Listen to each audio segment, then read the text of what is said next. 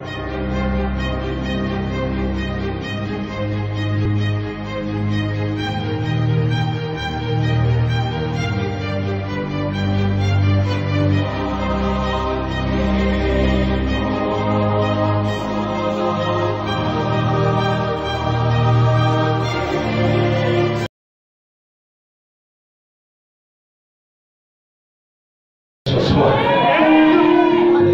que tout va bien? Est-ce que tu crois que tout va déjà bien? Moïse a vu que tout allait très bien. Quand il est sorti d'une telle présence, il n'était plus esclave. Il pouvait parler à l'homme fort des pharaons. Et une telle présence t'équipe. Tu crois ressentir une présence. Mon nom en train de t'équiper. Tu vas remarquer la capacité que tu n'avais pas avant. Tu vas remarquer des choses que tu n'arrivais pas à faire avant.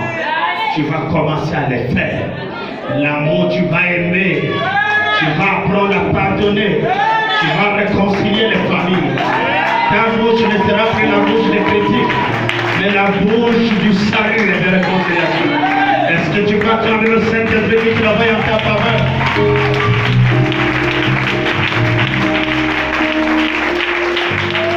Alléluia. Nous sommes rentrés dans le couloir réel apostolique. On te dit, il y a l'atmosphère apostolique. Et quand on te dit apostolique, on ne te parle plus de Jésus avec des longs boubous. Mais on parle de Jésus en forme du Saint-Esprit. Il saisit les hommes qu'il a préparés. Les femmes qu'il a préparées. Est-ce que les hommes de Dieu étaient là hier? Est-ce que les femmes de Dieu étaient là hier? Alléluia. Nous sommes déjà dans le couloir apostolique. On doit commencer à voir des choses que les gens voyaient dans la Bible. Amen. Des apparitions surnaturelles. La voix du Saint-Esprit. Tu es capable d'arrêter le soleil. Est-ce que tu m'entends ce soir? Le même Dieu qui a rendu Josué puissant, il est à côté de toi ce soir. Le même Dieu qui a ouvert la mer rouge, il est à côté de toi ce soir. Le même Dieu qui a marché sur les eaux, il est à côté de toi ce soir. Le même Dieu qui a ouvert le Jourdain, il est à côté de toi ce soir. Ce soir, il ressuscitera ta vie au nom de Jésus. Est-ce qu'on va acclamer pour Yuri que je vais avancer? Amen. Nous sommes heureux d'être là ce soir. On ne nous a pas forcé d'être là. Nous sommes conscients de ce que nous venons chercher. Nous savons où nous allons. Alléluia. Tu sais ce que tu deviendras dans un an si tu continues dans une telle atmosphère. Tu sais ce que tu vas devenir. Pierre ne venait pas manger le pain que Jésus multipliait. Il sait là où il allait. Il visait au-delà du pain. Alléluia. Alléluia. Il veut rentrer à la dimension de Jésus. Parce que Jésus est le seul sauveur. Pierre aussi est devenu sauveur lorsque Jésus est rentré en lui. Est-ce que tu entends ça? Même l'ombre de Pierre, j'ai toujours témoigné de ça.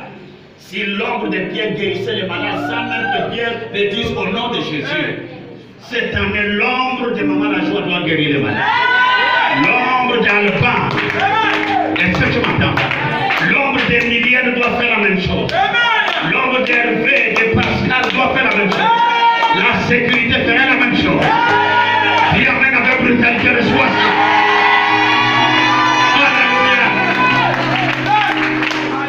Amen. Nous ne venons pas pour transporter les Bibles. Nous venons manifester la Bible. Les gens doivent lire la Bible au travers de ce que nous faisons. Alléluia. Même sans que quelqu'un ouvre un livre, en te voyant, il voit la manifestation de la Bible. Alléluia. Ce soir, nous avons un message important du Saint-Esprit.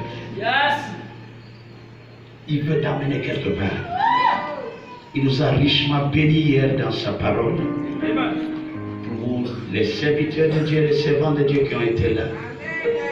On a tous été transportés dans sa présence. Dieu a changé mon niveau hier. Alléluia. Et je crois qu'il a aussi changé votre dimension. Amen. Toutes les personnes qui ont été là, N'oubliez pas, nous avons une mission ce soir d'affermir nos frères, d'affermir nos sœurs. La parole de Dieu est faite pour être exercée. Quand tu commences à exercer, c'est là où tu vois le résultat. Quand tu commences à mettre en pratique, parce que mettre en pratique, ça veut dire t'exercer dans ce que tu as appris. Amen. Je peux lire toute la Bible.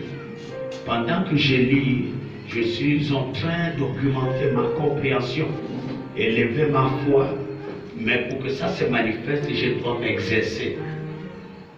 Alléluia. Et Dieu nous appelle à l'exercice. Parce que pendant que tu t'exerces, l'esprit est fort.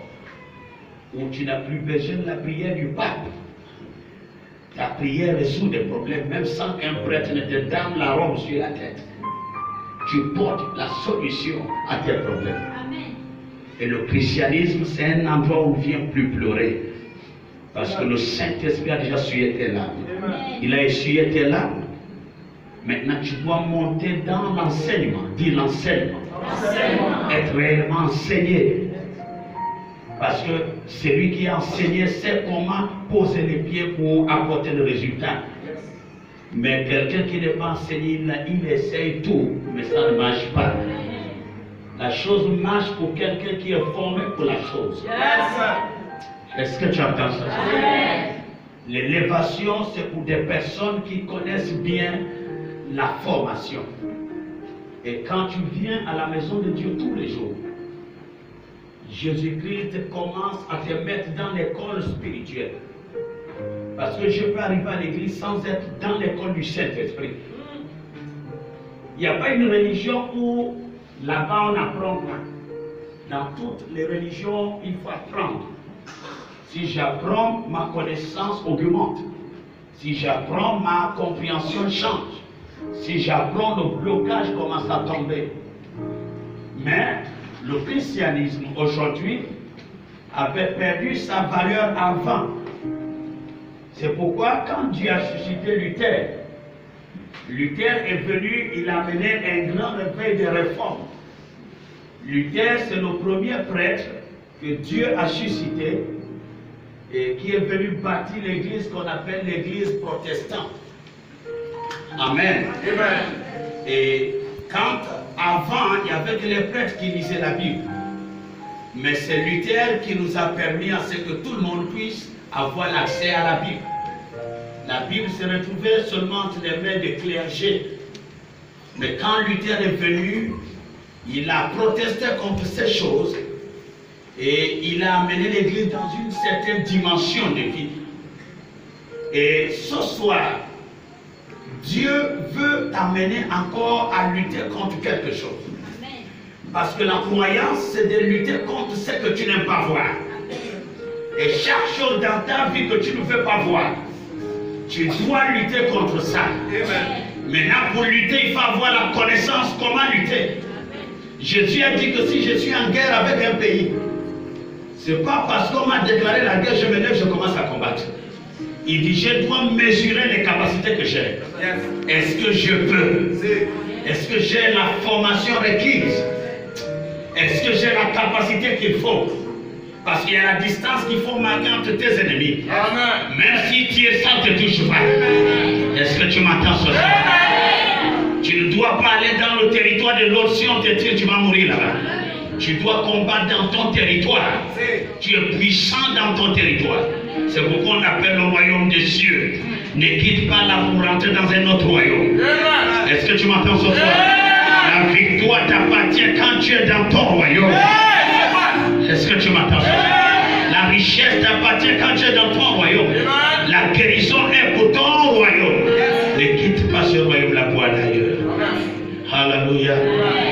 Luther a lutté fort pour que nous puissions lire la Bible ce soir. En l'an 325, au concile de Nicée, c'est là où il y a eu beaucoup de choses. Après, on a envoyé David Livingstone, un prêtre qui est venu faire ça dur aux Africains, le premier missionnaire. Si vous pouvez voir ce qu'ils ont écrit, il a quitté l'Italie avec. Et c'est ce qui a submergé la conscience des Africains. Ce qui a fait que l'homme africain croit Jésus pour pleurer, mais il ne sait pas que Jésus résout des problèmes. L'homme africain croit Jésus pour souffrir. Et l'homme africain croit que c'est au ciel qu'il va aller vivre heureux. Pour qu'on les enseigne que sur terre, heureux les pauvres. Mais on ne les a pas dit les pauvres en esprit. Et quand on parle de pauvres en esprit, c'est de déloger dans ton esprit les décharges de la famille qui empêchent le bonheur de se manifester. Il n'a pas dit les pauvres physiques, il dit les heureux, les pauvres en esprit. On vient en Christ pour que Dieu puisse appauvrir, c'est qu'il enlève tous les méfaits de ma famille. L'esprit de mari de nuit, la sorcellerie, le vampirisme, le blocage. Quand Jésus enlève ça, mon esprit est libre. Il ne parle pas de pauvreté, il parle de la liberté d'esprit. Il parle de la liberté d'esprit. Je t'assure que quand ton esprit est libre, les gens commencent à te traiter de rosicruciens. Les choses commencent à marcher dans ta vie. Tu n'appelles pas les choses, ça vient seul. Parce que l'esprit est déjà libéré. Acclame fort pour se lever de joie.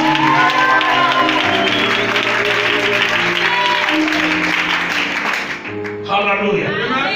Et Dieu est en train d'amener l'Église, nous ramener à l'adoration apostolique. La manière dont les apôtres priaient Dieu, parlaient avec Dieu, où on met quelqu'un en prison, les anges viennent la nuit le libérer. Il y a une dimension où Dieu veut faire pénétrer dans la vie des croyants. Tu as longtemps lutté, ça n'a rien donné. L'esprit maintenant doit lutter pour toi. La Bible nous dit, ils ont pris 47 ans, ils ont bâti le temple de Salomon. Ils travaillaient tous les jours. Mais le jour de l'inauguration, Dieu est descendu en forme de la fumée. Il a couvert tout le temple à tel point que les sacrificateurs ne pouvaient plus travailler. Tu atteins un niveau où le pasteur n'est plus là derrière toi pour te dire fais ça, fais ça, fais ça. Le Saint-Esprit qui est dans le pasteur, le même Saint-Esprit, te montre le chemin à suivre. Ce n'est plus ton frère en Christ qui te guide. On te dit, Patel, tu viens à l'église. Non, non, je suis trop fatigué. Ça, c'est la dimension du bébé. Quelqu'un qui va aller à l'école supérieure, on ne le force pas d'aller en classe. Du fait qu'on a appris Jésus comme, c'est que le christianisme est devenu, tu vas voir quand quelqu'un est rosicrucien, il est très sérieux. Mais quand on dit c'est chrétien, il devient du bon Dieu. Dieu devient une blague, quoi. Nous ne devons pas vendre nos droits d'aînesse à d'autres personnes. La personne la mieux vue, la plus importante, c'est toi le chrétien. La personne influente, c'est toi. La personne honorable, c'est toi. Dieu n'a pas confié la nation gabonaise aux politiciens, mais il t'a confié la paix de cette nation. Est-ce que tu vois ça, les frères? Est-ce que tu m'entends ce soir? Comment tu te vois devant ta responsabilité? Comment tu marches devant ta responsabilité? Tu vois la nation, les Gabonais comment? Des gens avec qui il faut aller coucher ou qu'il faut sauver. Les gens qu'il faut critiquer ou qu'il faut les délivrer. Les gens qu'il faut toujours murmurer contre eux ou qu'il faut les apporter la solution. Parce que celui qui porte la solution ne murmure pas. Amen. Il ne critique pas. Une fois il résout. Une fois il résout. Je ne sais pas si tu entends ça. Celui qui a la solution ne marche pas comme tout le monde. Il sait ce qu'il fait. Il pose les pas sûrs. Voilà là où Dieu t'appelle. C'est avant qu'on avait le christianisme où on prétend qu'on est en bonne santé. J'ai vu une maman qui a la foi qui m'a vraiment marqué dans cette église. Elle a reçu, je crois que c'était à Rio. L'ennemi a voulu terminer avec elle. je t'assure qu'elle a reçu un choc grave au pied. C'était comme si c'était le fusil nocturne. C'était ma mère la joie. On t'a dit pour marcher, c'est que la douleur était très grave. Je t'assure que même pendant que tu as pitié là, elle te dit papa, c'est rien, ça va. Elle rentre à la maison de papa pour aller se coucher. Elle prie. Tu rappelles à minuit, maman, ça veut dire nous comprenons de ceci, ça va. Amen. Dieu, mais elle est déjà à l'église. Yes. Voilà la foi.